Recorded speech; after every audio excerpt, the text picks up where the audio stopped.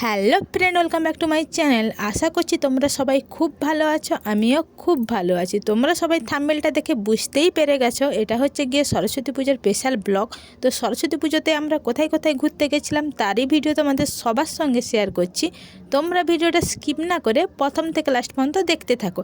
আমার সঙ্গে থেকো, প্লিজ চ্যানেলটাকে সাবস্ক্রাইব করে দিও, লাইক কমেন্ট অ্যান্ড শেয়ার করে দিও।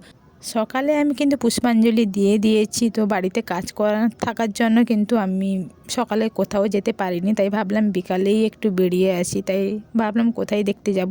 তো আমাদের মেদিনীপুরে যেমন স্কুল কলেজ সব জায়গাতেই অনুষ্ঠান হচ্ছে বা পুজো হচ্ছে, রাতেও থাকে। এই দিকে খুব একটা সেই রকম না, তো খুব অল্পই হয়েছিল ক্লাবে ক্লাবে। রানাঘাট কলেজে গেছিলাম আমরা, আর একটা রানাঘাট ক্লাব ছিল ওইখানে গেছিলাম। কিন্তু খুব সুন্দর ঠাকুরটা করেছে, খুব বড়ও ছিল ঠাকুরটা, প্যান্ডেলটাও খুব ভালো হয়েছিল। তারই ভিডিও তোমাদের সবার সঙ্গে শেয়ার করছি। তোমরা কিন্তু কমেন্ট করে জানিও কেমন লাগছে। তো দেখো সরস্বতী মাতা কিন্তু খুব সুন্দর হাসি হাসি মুখ, ঠাকুরটাও খুব সুন্দর করেছিল আর খুব বড়ও হয়েছিল।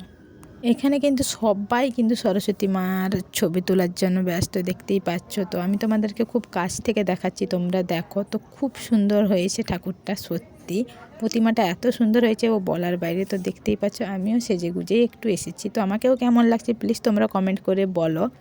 এটা হচ্ছে গিয়ে রানাঘাট কলেজ। তো রানাঘাট কলেজের প্রতিমাটাও খুব সুন্দর হয়েছিল, তার অল্প জায়গার মধ্যে। তো এখানে কেউ ছিল না, 2-4 জন ছিল, ওরা যে যার মতো সেলফি তোলায় ব্যস্ত। তো আমিও অল্প একটু ভিডিও করেছি, সেলফি তুলেছি। তো কেমন হয়েছে তোমরা কিন্তু কমেন্ট করে জানিও। আর যদি ভালো লেগে থাকে please like comment and share করে দিও। রানাঘাট কলেজে আমরা ছিলাম 5-10 মিনিট মতো, তাই তোমাদের সঙ্গে সব কিছুটা ভালোভাবে শেয়ার করছি। তারপর ওইখান থেকে এসে আমরা একজনের বাড়িতে গেছিলাম, ওদের প্রতিমাটাও খুব সুন্দর করেছিল। তো চলো আজকে ব্লগটা এই পর্যন্ত, কেমন হয়েছে তোমরা কিন্তু কমেন্ট করে জানিও।